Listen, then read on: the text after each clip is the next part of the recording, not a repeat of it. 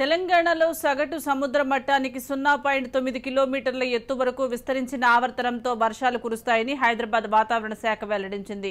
దీంతో రాష్ట్ర వ్యాప్తంగా రాబోయే 3 రోజుల పాటు పలు ప్రాంతాల్లో మోస్తరు నుంచి భారీ వర్షాలు కురుస్తాయని సూచించింది. గంటకు 30 నుంచి 40 కిలోమీటర్ల వేగంతో ఈదురు గాలులు వీచే అవకాశం ఉందని తెలిపింది. ఇటు హైదరాబాద్, జనగాం, జోగులాంబ, గద్వాల్, మహబూబ్ నగర్, మెదక్ జిల్లాలకు వర్ష సూచన చేయగా ఉమ్మడి ఆదిలాబాద్, కరీంనగర్, వరంగల్, ఖమ్మం, హైదరాబాద్ జిల్లాలకు యెల్లో అలర్ట్ జారీ చేసింది. మరోవైపు తెల్లవారుజాము నుంచే హైదరాబాద్లోని పలు ప్రాంతాల్లో భారీ వర్షం కురుస్తోంది. మల్కాజ్గిరి, బంజారాహిల్స్, పంజాగుట్ట, అమీర్పేట, సికింద్రాబాద్ తదితర ప్రాంతాల్లో ఉరుములు, మెరుపులతో కూడిన భారీ వర్షం కురవడంతో లోతట్టు ప్రాంతాలన్నీ జలమయమయ్యాయి.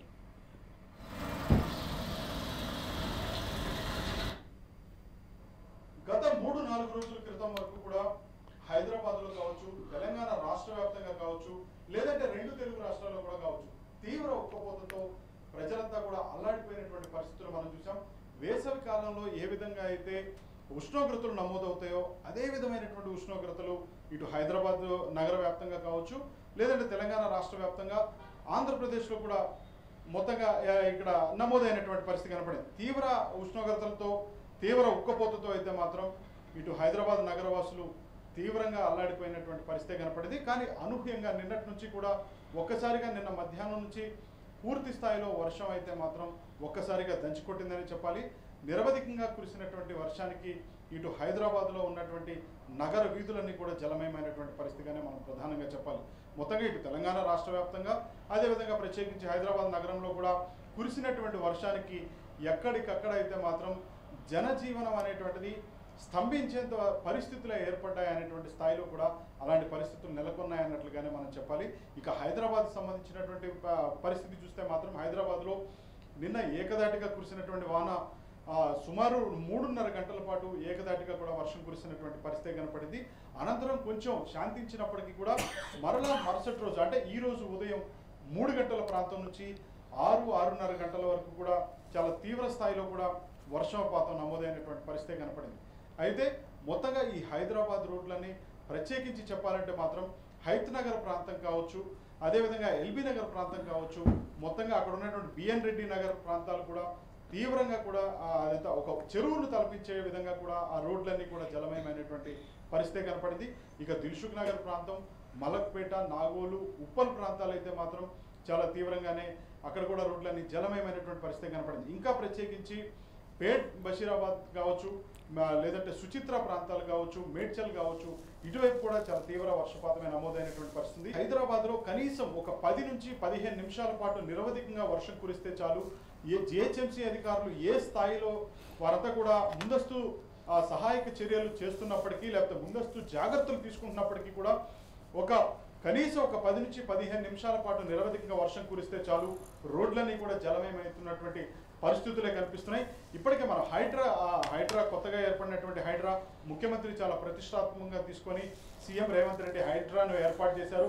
మొత్తంగా ఈ హైడ్రాకి సంబంధించినటువంటి కమిషనర్ ఏవి రంగనాథ్ కూడా ఆయన కొన్నిసార్లు ప్రస్తావించినటువంటి ప్రస్తావనను కూడా మనం గుర్తు చేసుకోవాల్సినటువంటి అవసరం ఉంది అనేటువంటి స్థాయిలో ప్రస్తుతం చర్చ జరుగుతుంది. ఎందుకంటే హైదరాబాద్ వ్యాప్తంగా ఉన్నటువంటి నాలాలు కావచ్చు, చెరువులు కావచ్చు, కుంటలు కావచ్చు, ఇవన్నీ కూడా పూర్తిగా అంటే చాలా వరకు కూడా కొన్ని ప్రదేశాల్లో 60%, కొన్ని ప్రదేశాల్లో 80% వరకు కబ్జాకు గురైనాయి అనేటువంటిది వారు గుర్తించినటువంటి నేపథ్యం. అంటే మొత్తంగా ఈ హైదరాబాద్లో చిన్నపాటి వర్షానికే రోడ్లు జలమయమవుతున్నటువంటి పరిస్థితులు కేవలం ఈ కుంటలు, నాలాలు, చెరువులు అనేటువంటి కబ్జాకు గురవటం వల్ల, వాటర్ ఫ్లో అనేటువంటిది ఆగిపోవటం వల్ల మాత్రమే ఈ విధమైనటువంటి పరిస్థితులు దాపరించాయి అనేటువంటి స్థాయిలో కూడా ఆయన మాట్లాడినటువంటి పరిస్థితులు కూడా మనం గమనించవచ్చు.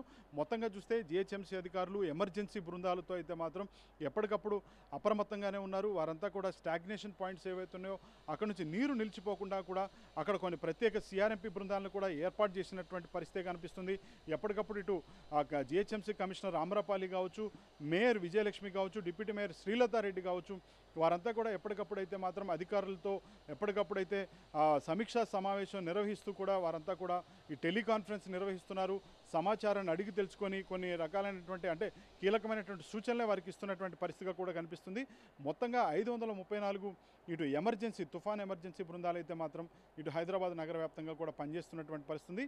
అయితే హైదరాబాద్ వాతావరణ శాఖ హెచ్చరించినట్లుగా మరొక అంటే మరొక 48 గంటల నుంచి 72 గంటల పాటు, అంటే ఒక 3 రోజుల పాటు వర్షాలు ఇదే విధమైనటువంటి పరిస్థితి కొనసాగుతాయి అనేటువంటిది అయితే వారు చెప్తున్నటువంటి పరిస్థితి ఉంది.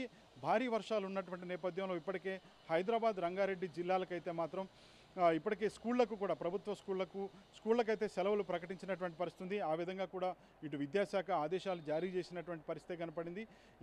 ఇటు డిఈఓలను, ఎంఈఓలను అప్రమత్తం చేయడంతో పాటు వారందరికీ కూడా స్కూళ్లకు సెలవులు ఇచ్చే విధంగా కూడా వారికి ఇప్పటికే ఆదేశాలు కూడా అందినటువంటి పరిస్థితి కూడా మనకు కనిపిస్తుంది. ఏది ఏమైనప్పటికీ కూడా, అంటే వర్షాలు ఏ స్థాయిలో వచ్చినప్పటికీ కూడా, వరదలైనా, వర్షాలైనా, భారీ వర్షాలైనా, అతి భారీ వర్షాలైనా, ఏ విధమైనటువంటి స్థాయి వర్షాలు వచ్చినా కానీ ఎమర్జెన్సీ బృందాలు అయితే మాత్రం ఇటు జిహెచ్ఎంసీ వ్యాప్తంగా కావచ్చు, లేదంటే జిల్లాల వ్యాప్తంగా ఉన్నటువంటి జిల్లా అధికారులు కావచ్చు, వారంతా అప్రమత్తంగానే ఉన్నటువంటి పరిస్థితి ఉంది.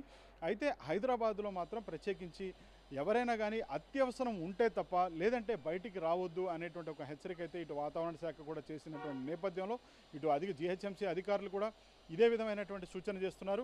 అత్యవసరం అయితే తప్ప ఎవరు కూడా బయటికి రావద్దు అనేటువంటి ఒక సూచననే మాత్రమే ఇటు ప్రజలకు వారు ఒక హెచ్చరిక జారీ చేసినట్లుగానే చెప్పాలి. ఏది ఏమైనప్పటికీ కూడా చిన్నపాటి వర్షానికి హైదరాబాద్ నగర వీధులన్నీ జలమయమవటం, ప్రయాణాల రాకపోకలకైతే తీవ్ర ఇబ్బందులు పడటం, కొన్ని చోట్ల కార్లు కొట్టుకుపోవటం, కొన్ని చోట్ల ఆటోలు కొట్టుకుపోవటం, కొన్ని చోట్ల బైకులు కొట్టుకుపోవటం, అవన్నీ కూడా పని చేయకపోవటం, ఇలాంటి అంశాలన్నీ చూసినప్పుడు మాత్రం చాలా నగరవాసులైతే ఇలాంటి ఇబ్బందులతో అయితే మాత్రం చాలా ఇలాంటి ఇబ్బందులు ఎదుర్కొంటున్నటువంటి పరిస్థితులపైన అయితే మాత్రం నగరవాసులు చాలా తీవ్ర విచారం వ్యక్తం చేస్తున్నారు. ఏది ఏమైనప్పటికీ కూడా ప్రభుత్వ యంత్రాంగం అయితే మాత్రం ఇటు హైదరాబాద్లో కావచ్చు, రాష్ట్ర వ్యాప్తంగా జిల్లాల్లో కావచ్చు, మొత్తంగా అయితే మాత్రం ప్రభుత్వ యంత్రాంగం అయితే అప్రమత్తంగానే ముందస్తు సహాయక చర్యల్లో నిమగ్నమై ఉన్నట్లుగానే మనం ప్రధానంగా చెప్పాలి. వీడియో జర్నలిస్ట్ భరత్తో తేజరాజ్ న్యూస్, హైదరాబాద్.